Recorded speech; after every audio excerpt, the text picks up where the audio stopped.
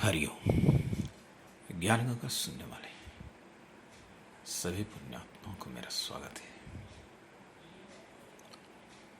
आज के सत्संग का विषय है मंत्र महिमा, मंत्र महात्म्य। हमारे शास्त्रों में, वेदों में, हर जगह किसी सिद्धि के लिए मंत्र की आवश्यकता होती है।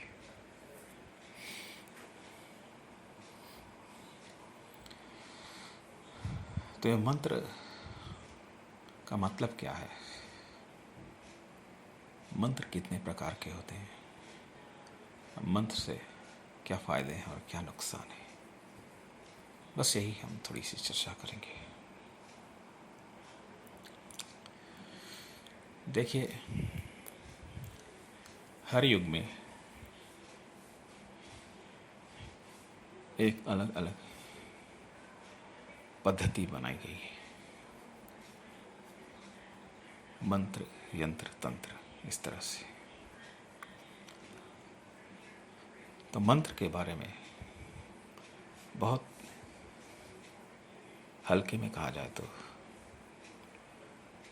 तो उसका मतलब यही है कि जो मन को तार दे वही मंत्र है। जिस मंत्र से आप संसार सागर से तर जाएं, वही वास्तव में मंत्र है, शास्त्रों के हिसाब से।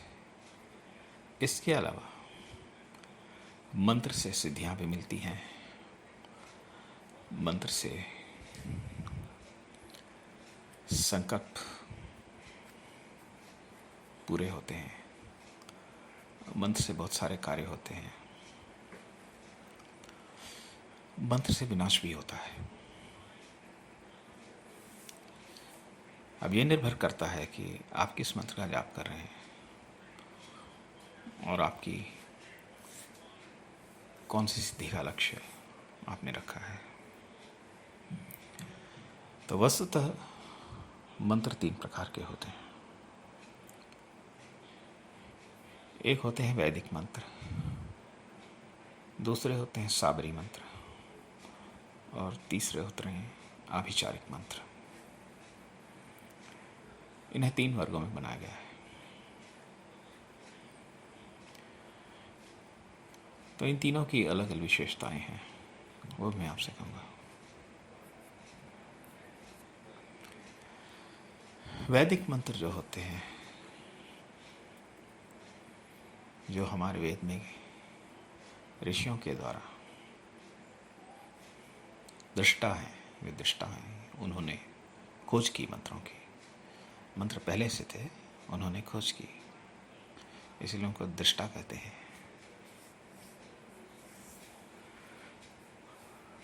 तो हर मंत्र की खोज अलग अलग ऋषि ने की है। जैसे गायत्री की मंत्र की खोज हमारे विश्वामित्र जी ने की थी, उदाहरण के तौर पर। इसी तरह से तो हमारे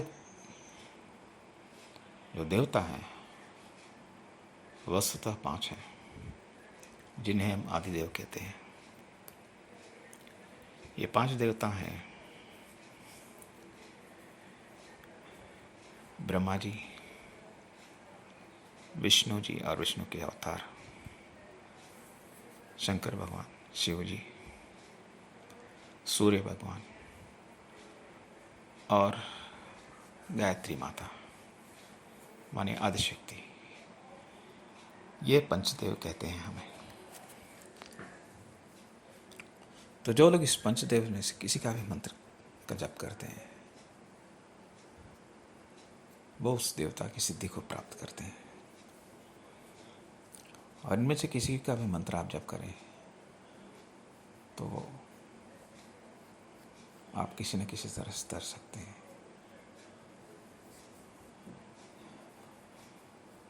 और दूसरे होते तारक मंत्र, जो सिर्फ जीव को तरने के लिए, मोक्ष प्राप्ति के लिए बनाए गए हैं।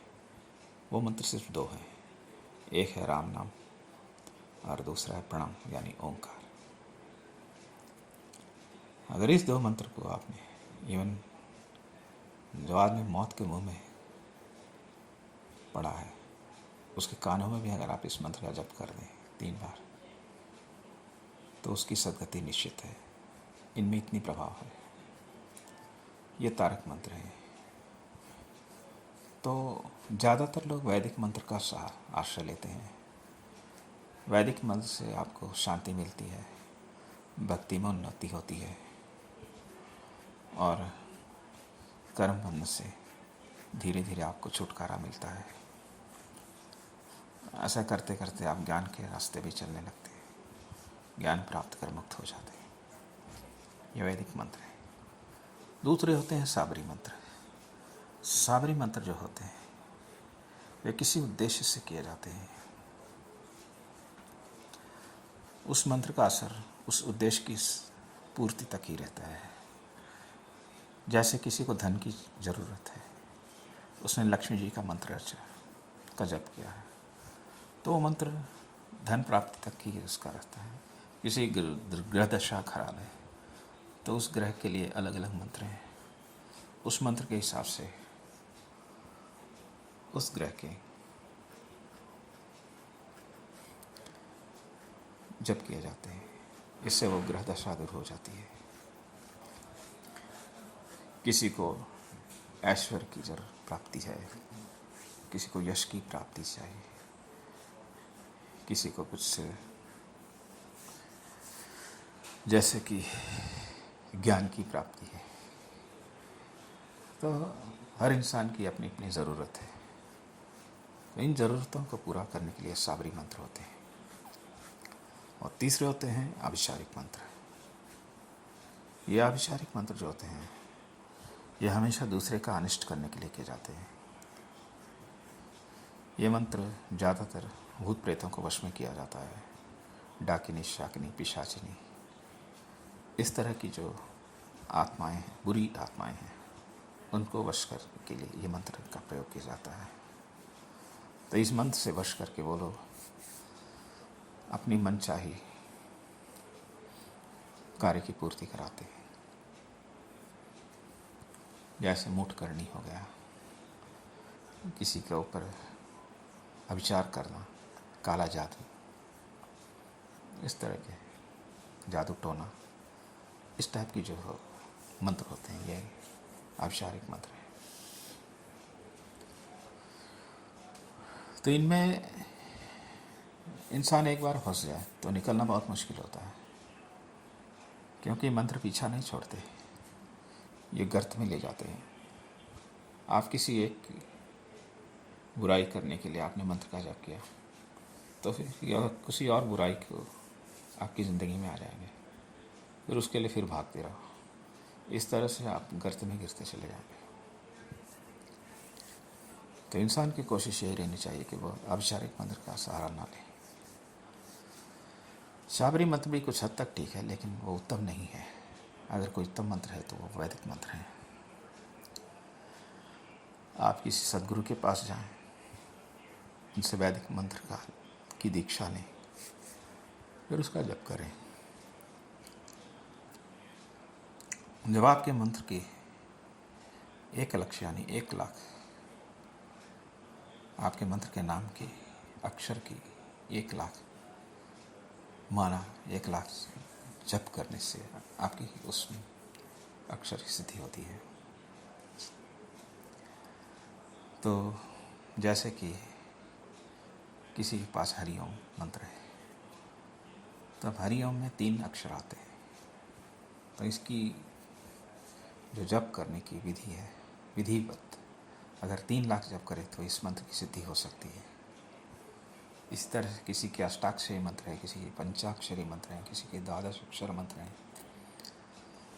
जिसके जैसे गुरु की आज्ञा होती है, जिसकी जैसी शक्ति होती है, उसके हिसाब से इस मंत्र को जप करते हैं। तो इस मंत्र से किसी का नुकसान नहीं होता है। ये हमें शांति देते हैं, हमारे जीवन को सुखमय बनाते हैं, हमारे जीवन के दुख को दूर करने की कोशिश करते हैं। ये सारी चीज़ें मंत्र से होती हैं। ये तो कलयुग है। इसके पहले युग में मंत्र से बहुत कुछ होता था। यूँ कहिए त्रेता युग हो गया, द्वापर युग हो गया। त्रेता युग में रामचंद्र जी पुष्पक विमान से गए थे, तो वो पुष्पक विमान मंत्र से ही चलता था। और भी लोग दैत गंधर्व हैं, विद्याधर हैं, सारे विमानों पर घूमते हैं मंत्र के हिसाब से। तो अलग अलग लोक में रहते हैं, वहाँ का अलग अलग व्यवस्था है, इसलिए वो लोग उस मंत्र के हिसाब से वो लोग अपनी ज़िंदगी को जी लेते हैं। मगर कलयुग में मंत्र जो है धीरे धीरे लुप्त होता जा रहा है। हम लोग यांत्रिक और तांत्रिक पे भरोसा रखते हैं, टेक्नोलॉजी एंड मशीनरी, यही इसका मतलब है। हर दिन नई नई टेक्निक आ रही है, हर दिन नए नए मशीन इंट्रोड्यूस हो रहे हैं, तो लोग इसके आदी हो गए हैं। तो इस वजह से जो मंत्र की जो महत्ता है उसको करीब करीब भूल रहे हैं। ये बड़े दुख की बात है। तो इसमें आपका या हमारा कोई सहयोग नहीं, बल्कि यह युग का धर्म है। इस युग में मंत्र की उतनी प्रधानता नहीं है जितनी है तंत्र और यंत्र की प्रधानता है। तो इसमें आप या हम कुछ नहीं कर सकते। फिर भी आप वैदिक मंत्र का अगर जप करते हैं तो आप मुक्ति के रास्ते, ज्ञान के रास्ते, भक्ति के रास्ते चल सकते हैं। ये हर युग में उपयोगी है, इसके लिए युग का कोई प्रमाण नहीं है। और खास कर अगर आप हरि नाम का जप करते हैं तो इस युग में सबसे आसान तरीका है मुक्त होने का।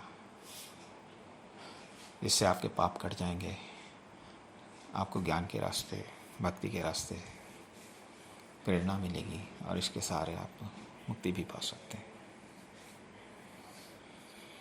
तो हमारी कोशिश यही नहीं करनी चाहिए कि हम लोग वैदिक मंत्र का आश्रय लें, सद्गुरु के सहारे मंत्र लें। बिना सद्गुरु के मंत्र फलित नहीं होता। इसी वजह से मंत्र तो बहुत लोग करते हैं लेकिन उनको सिद्धि नहीं मिलती। वजह यही है कि वो गुरु परंपरा से नहीं चलते, मनमाना करते हैं। तो मनमाने जप करने से मंत्र सिद्ध नहीं होता। और मंत्र के लिए दो चीज़ें ज़रूरी है, उसकी शुद्धि और उसमें विश्वास। जब तक आपको विश्वास पूरा नहीं होता वो मंत्र काम नहीं करता। और मंत्र जपते समय उसके बहुत सारे नियम है, उन नियमों का पालन करना पड़ता है। तो हर मंत्र का अलग अलग नियम है, तो उस नियम से अगर हम मंत्र करते हैं तो उसकी सिद्धि होती है। यह बात अकाट्य है, इसमें कोई शक नहीं।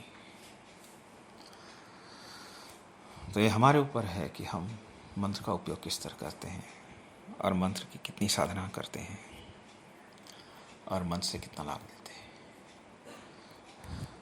तो यही कुछ आज के सत्संग में मैं आपको कहना चाहता था। फिर मिलता हूँ किसी और सत्संग में, तब तक के लिए हरि ओम।